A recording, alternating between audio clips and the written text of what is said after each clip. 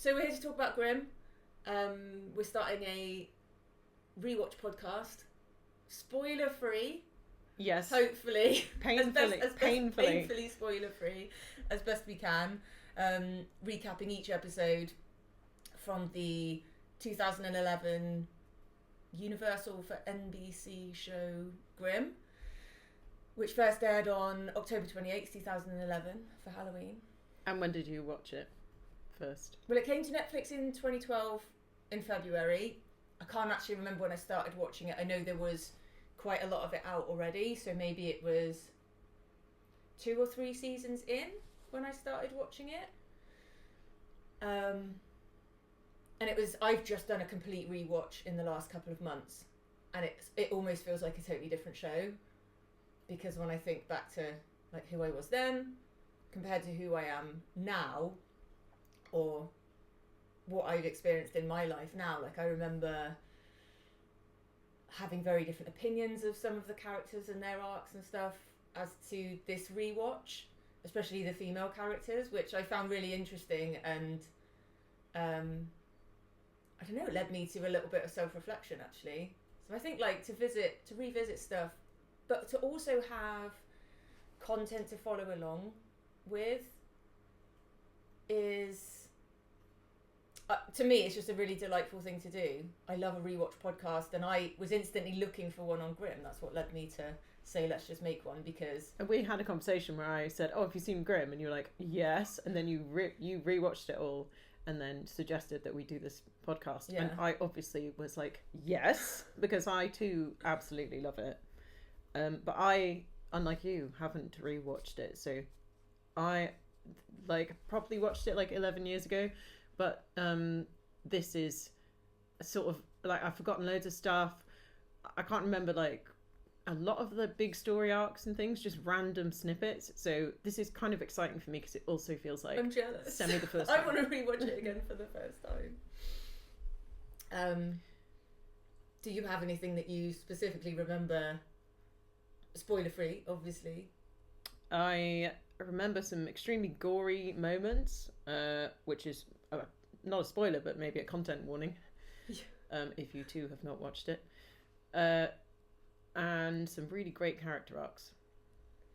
I remember some just people that you felt so in love with. I think they did such a good job of making some of the all of the characters were really fleshed out, but I think some of the characters just like stole your heart almost instantly, don't they? It was like there was so much humanness in it, and I think that's what makes shows like this so successful. And adds to the escapism of it all, which we definitely need.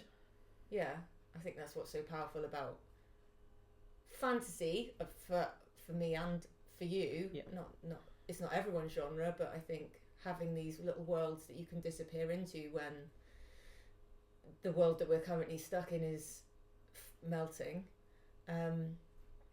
is a nice little way to comfort the brain and the nervous system, and to share that as well, and to make creative content around that together is like really special to me, and is helping me to kind of cope with what's going on in the world at the moment as well. 100%. So thank you. I've been so looking forward to doing this. It's been like, I don't know, a little bit of purpose maybe. I feel like that sounds really sad, like I've got nothing else to do in my life, but I've been like so stoked to do this, so I'm really looking forward to getting over my own shit and recording some of these episodes and hopefully seeing it through to the end.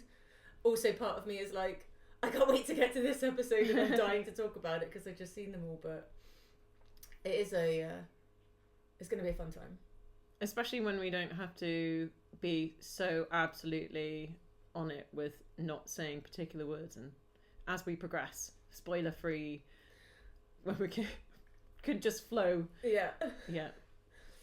Uncensored. Did you know that this was from someone who was a co-creator on Buffy? I absolutely did not know that, but I'm not surprised because it has a similar like, you can texture. Feel the Buffy. Oh, the texture. Yeah, I love that word. But yeah, it has definitely got like a Buffy vibe to it. definitely better effects than they had on Buffy. Is that why you watched it?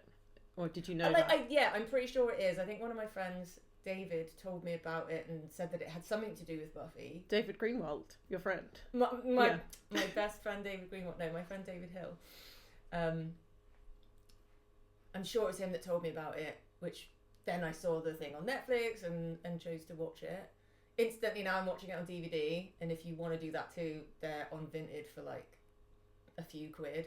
I think I picked up 4 seasons for like £7. I too have bought the DVDs. Well, I got one. I got season 1 so far. I think I'm going to borrow yours, but you'll be watching them, so maybe not. I'll get my own copies.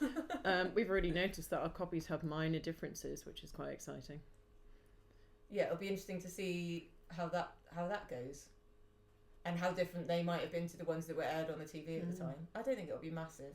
Special features though on DVDs. Do you know, and I haven't watched any of the special features yet. Ooh. Maybe I'll do that later. Don't get that on a streaming platform. So yeah, we just really hope that you enjoy listening as much as we are going to enjoy making We're it. definitely going to enjoy making it. I'm already enjoying making it. If you have any questions or anything that you want to say about the show yourself, you're always more than welcome to drop us a line on our socials, which we're on Instagram as Grimmwirepod. We don't have an email or anything like that yet, so... But we do have names.